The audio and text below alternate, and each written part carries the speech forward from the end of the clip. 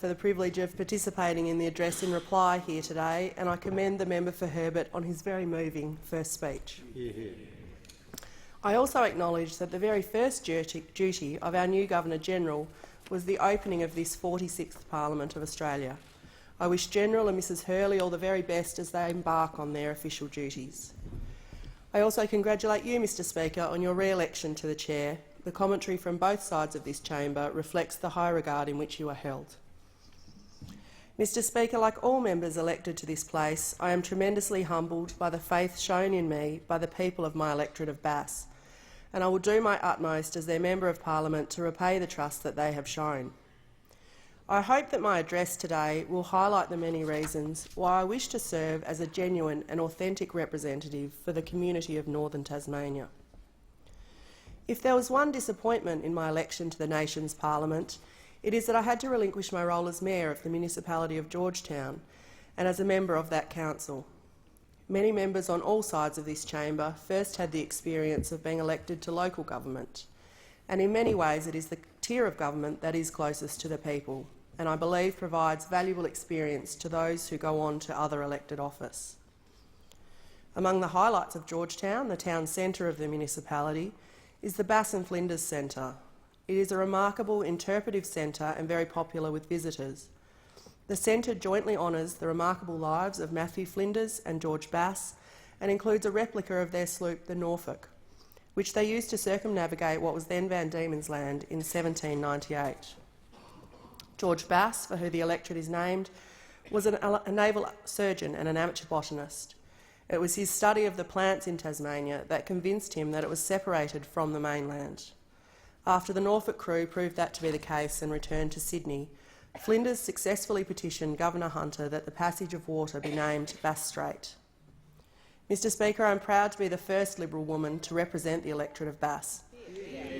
I am only the second Liberal woman to represent a House of Representatives seat in Tasmania, after the remarkable Dame Enid Lyons, who was of course the first ever woman elected to this House. May I say that it is appropriate too that George Bass was a surgeon, because I believe that it will serve as a reminder to me of how vital the provision of health services are in northern Tasmania. Bass, like the rest of Tasmania, is facing the enormous challenges of a rapidly ageing population and the pressure that inevitably brings to health professionals and providers. I am in awe of the contribution that the staff of the Launceston General Hospital make every day, and 24 hours of every day, as do their colleagues at the private hospitals in Launceston, St Vincent's and St Luke's, and the nursing homes, noting that I have a particular affinity with the excellent work that staff do at Ainsley House at Low Head, near Georgetown, for their residents. The Launceston General Hospital has built up a strong reputation over more than a century. One of the developments over the last 20 years or so has been the advent of the Clifford Craig Medical Research Foundation at the hospital. It has been strongly supported by Northern Tasmanians and has supported groundbreaking research, especially in the areas of aged care and age-related disease such as dementia. It will be my hope, as the member for Bass, to work hand in hand with the Tasmanian Liberal Government and the new State Health Minister, Sarah Courtenay, who is also a state member for Bass, to fully support those who work in the health sector.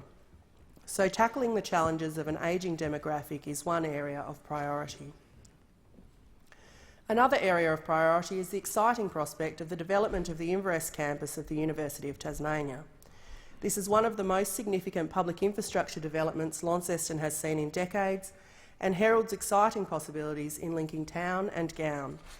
And whilst it has taken some time to reach this stage, it is so important to get this project right for the future. We all know that universities are vital places of learning and allowing people to attain qualifications and skills. But what is often underestimated is just how significant a university campus can be to the economy of a regional centre. My colleagues from Armidale and Townsville and other places will know exactly what I mean. I see very positive signs from the university's plans, coupled with the city deal that the federal government has initiated for new and sustainable long-term jobs in northern Tasmania. Mr Speaker, when my predecessor Ross Hart spoke about the outcome of the election on the 18th of May, he ruefully said that he had become one of what he called a long line of distinguished members for Bass who have served only one term. It is certainly true that Bass has been somewhat volatile in the last 20 or so years. In fact, the last members for Bass to have any longevity were Kevin Newman, a minister in the Fraser government, and his immediate predecessor Lance Barnard, the Deputy Prime Minister in the Whitlam government, and of course more recently Warwick Smith, a minister in John Howard's government.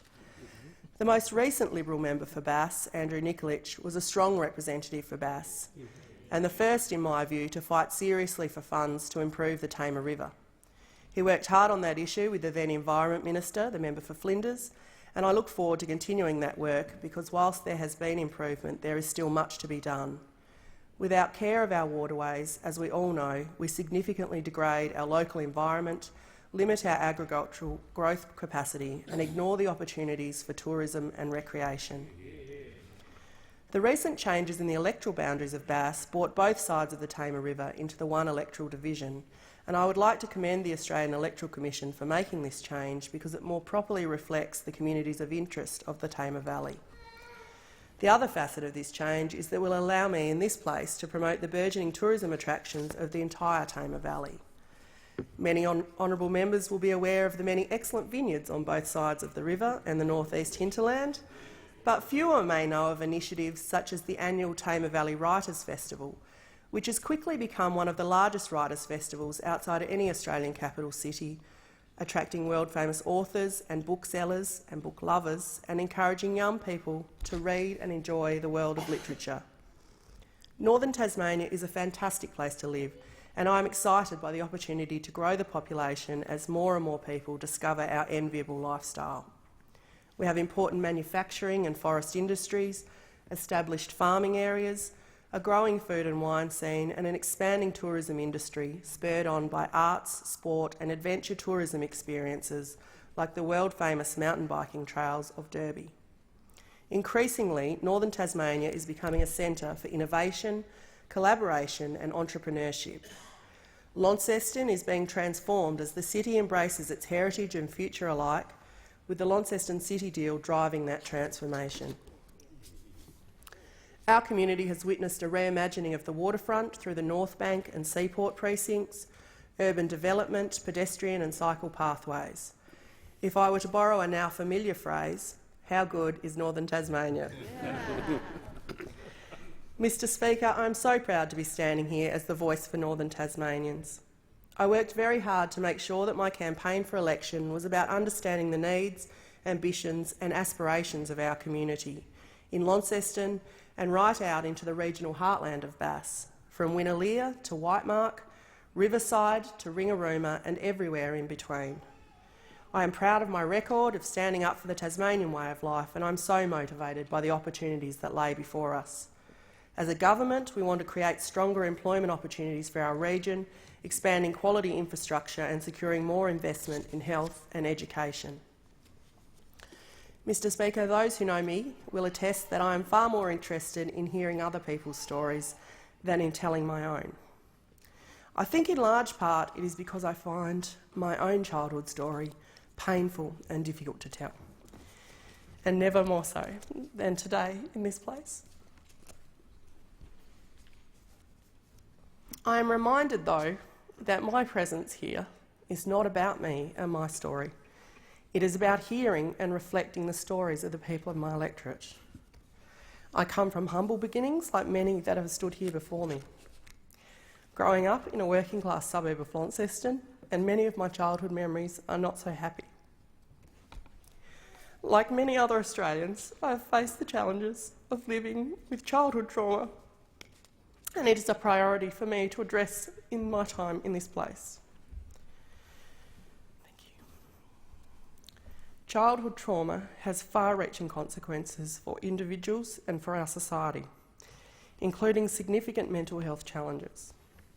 In recent years, with the help of some wonderful doctors and support services, I have finally found better ways to cope, to build resilience and strength, obviously. Mr Speaker, I share a small part of this deeply personal story today because I believe we must do more as a society to keep our children and families safe. And I am proud to stand as a member of this government that has committed to do more to address the scourge of family, domestic and sexual violence, and further, I commend the Prime Minister for his leadership and determination to prioritise mental health care for all Australians. I will do my utmost to prioritise and support those aims. As an adult, I've struggled at times to find my way in the world and indeed my place in it. I worked in a variety of mostly casual, administrative and hospitality jobs for many years before returning to university study. It was there at the University of Tasmania that I first discovered an interest in politics, attaining a Bachelor of Arts with majors in English and Political Science, and later a graduate certificate in international politics. Not too long after that, I met my now husband Winston and moved from Launceston to join him on his family farm just outside of Georgetown, where we live now with our 5 children and a few beef cattle and sheep. Shortly after moving to Georgetown, away from my friends and in an unfamiliar town, my husband suggested that I might consider standing as a candidate in the next council elections as a way of getting to know some new people. It was indeed a great way to meet people. And I was fortunate to be elected to the position of councillor in 2019, deputy mayor in 2011 and mayor in both 2014 and 18. During those years, the council underwent some very challenging times and has seen some significant change. But I am confident that I leave the council in good stead, financially sustainable and with improved governance and workplace culture. The area has a very bright future ahead and I look forward to continuing to contribute, albeit in a different capacity. Importantly, I think local government provides accessibility and consequently accountability to those we represent, and I intend to continue to have that relationship with my constituents in Bass. Mr Speaker, it's very interesting to reflect on some of the election results in the seat of Bass. There is no doubt that I entered the campaign very much as the underdog, but as the campaign progressed, it became evident that there was a disconnect between what we were seeing and hearing in the media and what constituents were telling us on the ground. Some of the biggest swings towards the Liberal Party were in polling booths in Launceston's northern and eastern suburbs, areas where Labor has traditionally polled strongly. Rocher-Lee, for example, had a greater than 15% swing against Labor after preferences, and there were strong swings in Waverley and Ravenswood as well. Much has been said about Labor losing touch with their traditional base. That is a matter for others to decide. But the strong message for me is that the Liberal Party has reconnected with our own base. The everyday, quiet Australians making their way in the world, taking personal responsibility, working hard, raising families, aspiring to live their best lives. Mr Speaker, I want to reflect on the role that the Prime Minister played in supporting our campaign in Bass, which I think is reflective of the leadership style that has united our party and resonated with those quiet Australians. The Prime Minister visited Bass many times during the campaign and, along with Mrs Morrison, spent much time simply talking with people, listening to their stories and engaging with genuine warmth and sincerity. He was equally as comfortable with business and community leaders as he was enjoying a game of pool and a palmy at the Sporties Hotel, and most memorably for me, at a visit to the Bridgenorth Football Club, the home of the Parrots and J-Rod. Elections being what they are, we were there to announce a funding commitment for the upgrade of facilities, but the evening turned into so much more than that. Some national commentators called it the turning point of the campaign as it entered the final few days to the 18th of May. There was a wonderful energy at the club that night, and the Prime Minister and Mrs Morrison were generous with both their time and enthusiasm. Indeed, right up until election day, with a surprise visit to Bass on the morning of the polls, which, as it happens, was also my birthday. I take this opportunity to thank the Morrisons for all of their support. It was an attitude displayed by all of the ministers who visited Bass throughout the campaign, genuine, authentic and engaged with the local issues. I thank all of my colleagues in this place for their support and encouragement and for the very warm welcome you've shown me as well. I'd like to acknowledge publicly the work of my predecessor, Ross Hart. Ross is a decent man, a caring and hard-working person with a strong history of community service. Despite the unenviable position of serving his electorate in opposition, I know that he worked very hard in his time in office and advocated strongly for his constituents, and I wish Ross every success and happiness in his future endeavours. Mr Speaker, marginal seats speak for the nation and ensure elected members aren't complacent or take their communities for granted. I understand the importance of always listening, finding out exactly what concerns the people of Bass and taking those issues up with ministers and into our party room. Finally today, I wish to pay tribute to all of those who have helped me on my journey to this place. There are so many people that contributed to the campaign, and it is not possible to thank them all by name here today. But to the Liberal Party, State President Jeff Page and the members for putting their faith in me, for the fundraisers and the signs and the manning of polling booths, letterboxing and waving signs on the side of the road, I'm so grateful for all of your support. For my campaign team, solidly led by State Director Sam McQuestion, I am forever in your debt for the support and care you showed me throughout the campaign and for believing in me. A special mention to Ben Jacobson, who's here today, who stood on pre-poll every single day with such good-natured spirit, to Nick Pedley and Matt Carswell, who were always there to help, and Alistair Pullen for his willingness to letterbox in all weather. To Charles Headlam, Jordan Gunton and Simon Wood, who work tirelessly every day and can always make me laugh.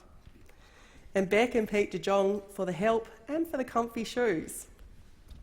A special mention to my little friend, Clancy Lillywhite. You are a shining star. My deepest thanks must also go to Tim Robertson, who has understood me from the start and who always has my back.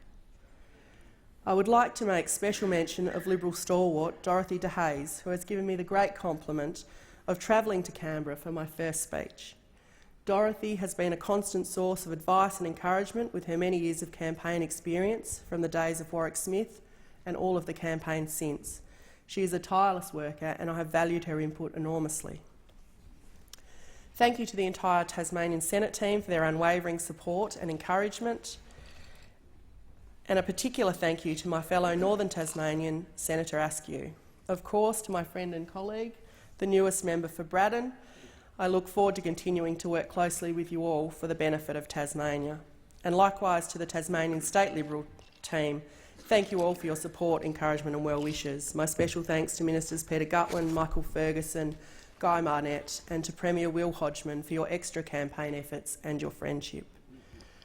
Mr Speaker, in conclusion, I would like to thank my family. My mother Marion, sister Jessica and brother Gerald, my extended family and friends, and especially my dear lifelong friends, Sarah Lillywhite and Evelyn Archer. Most importantly of all, I thank my incredible husband Winston, who always loves and supports me, no matter what. And to my darling children, Luke, Lauren, Edith, Molly and James. You are my whole world. I love you very much. Thank you.